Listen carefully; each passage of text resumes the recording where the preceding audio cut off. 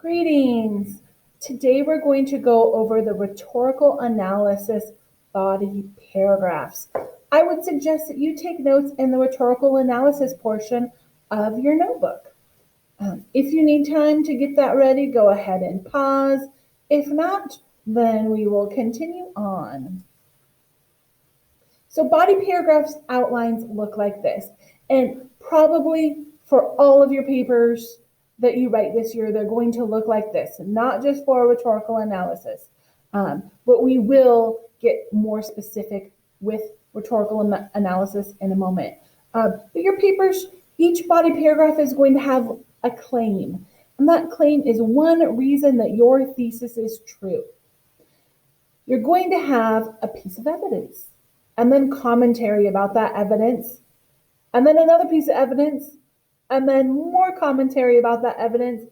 And then if you have not already done so, you're going to clearly tie that all back to your thesis. Sometimes that's already been done, sometimes it hasn't. So you'll have to look at your paragraph and decide if you need that last bullet point. For a rhetorical analysis, the goal is to discuss how the author writes and why the author chose the strategies that he or she did. That's what you're looking for. That is what you are talking about in each of those paragraphs. So you're basically explaining how the audience or how the author tried to convince or educate or inspire or persuade their audience. How did they accomplish that? Or how did they try to accomplish that? And why did they choose those specific strategies?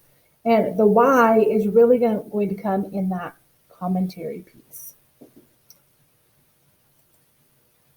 So claims for rhetorical analysis. So that first sentence of your paragraph should be about a rhetorical strategy or a rhetorical device.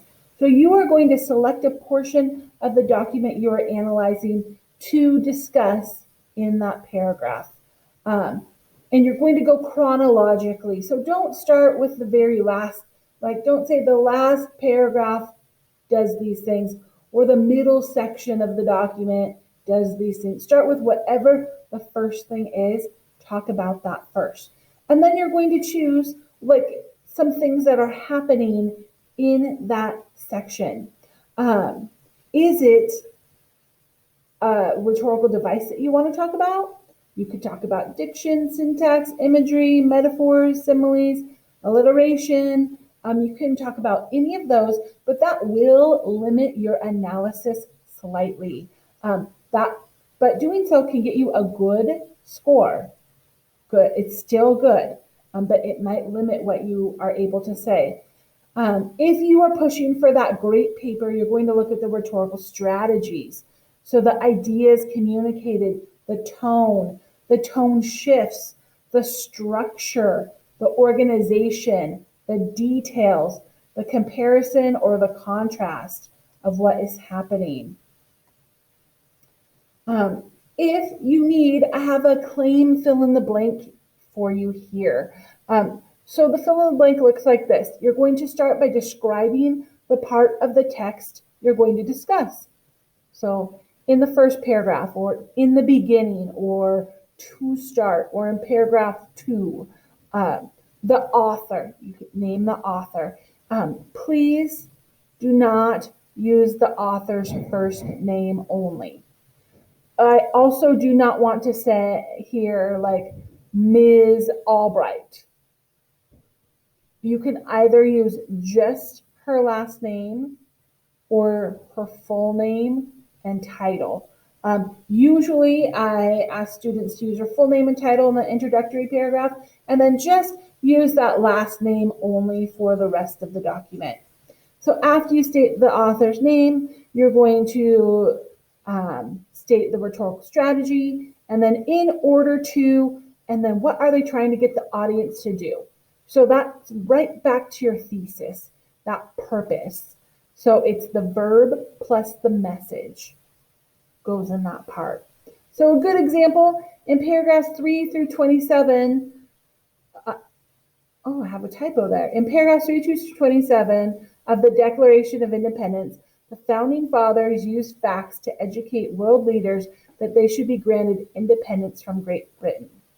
So that's pulling out that they used facts. A great example would look like this. In paragraphs 3 through 27 of the Declaration of Independence, the founding fathers list their grievances to show world leaders why they should be granted independence from Great Britain. So now this is talking more about the structure. The good example is a fact. They have these facts there. They're these things. The great example is they're organizing it in this certain structure. When we look at evidence for rhetorical analysis papers, we will use textual quotes or paraphrasing for our evidence. So sometimes it's better to paraphrase large chunks. I do not ever want to see you quoting in your paper something longer than 4 sentences. That's way too much. Usually, if you're quoting, it's going to be 1 to 2 sentences. It should be a short quote that gets your point across. A good example of this looks like this. For example, the founding fathers state he has erected a multitude of new offices and sent hither swarms of officers to harass our people and eat out their substance. That's a good one. It has a little introduction, for example, and then it tells me who's saying it, the founding fathers. A great example is going to provide a little bit of context. Where is that quote coming from in the text? So it could look like this. After declaring their freedom, the founding fathers state their reasoning in the form of a list. The 10th reason states he has erected a multitude of new offices and so on. So the great paragraphs are going to go back and have like, this is where this is coming in the paper. This is what it has come after. So if we think about Space Cat is really meant for you to organize your thoughts before you write your papers. So you have these parts that you have identified. Part 1, part 2, part 3. Think body paragraph 1, body paragraph 2, body paragraph 3. And then you have the choices, the appeal, and the tone. You can actually start your paragraph with any of those. So you can make a claim about the choices, or you could make a claim about the appeals, or you could make a claim about the tone. I realize my examples focused on choices.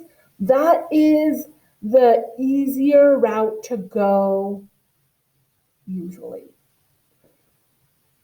However, sometimes you'll notice like, wow, the author is really, in the first paragraph, has a strong emotional appeal. They're really making me feel sad. If you are noticing that, write a claim about that and write about it from that perspective. The appeal is created by the choices. So just because you're starting with the appeal doesn't mean you won't talk about the choices. If you start with the choices in your commentary, you most likely are going to talk about the appeal for the audience there, or maybe how it creates a certain tone, how those choices create a tone. But those are going to interweave amongst each other, and that is okay. So commentary. Commentary looks like this. What commentary is where you explain your analysis. You're essentially answering, how does this evidence prove your claim and your thesis, and why? And your claim should be what the author is trying to do for the audience. So are they trying to inspire, educate, inform, persuade, plus their message. What are they trying to have the audience do? So you're explaining how they do that. How do they convince the audience of something? And then why did they choose those strategies? Why did they think those strategies would work? So an example for you, or not an example, but a fill in the blank for you would look like this. The summary of the text, or you'd start with a summary of the text for analysis that is derived from the quote. So you look at that quote and you give a brief summary, and then you choose an applicable verb like showcase, highlights, exposes, evokes, or something else that's strong. This is not an all-inclusive list. There's lots of other verbs you can choose. And then you'll say because. That is kind of the golden word there, that because. And then you'll explain how the textual evidence reveals the purpose, the effect, like the appeal. How did it affect the audience? How did it appeal to the audience? Answer to understand, or do that is mentioned in the topic sentence. The commentary is at least 2 sentences. At least 2 sentences. These explanations often focus on explaining general assumptions, stereotypes, and word connotations. Make sure to purposely select your verbs to provide vibrant analysis. And I want to go all the way back to this outline. So you have one claim. It's a sentence. One piece of evidence, 1 or 2 sentences. Commentary, at least 2 sentences. Evidence, 1 or 2 sentences. Commentary, at least 2 sentences. And then if you need, you'll tie it clearly back to the thesis. So that could be 1, 2, 3, 4, 5, 6, 7, 7 sentences minimum in your paragraphs. That is what I am looking for. As always, if you have questions or need help, please let me know.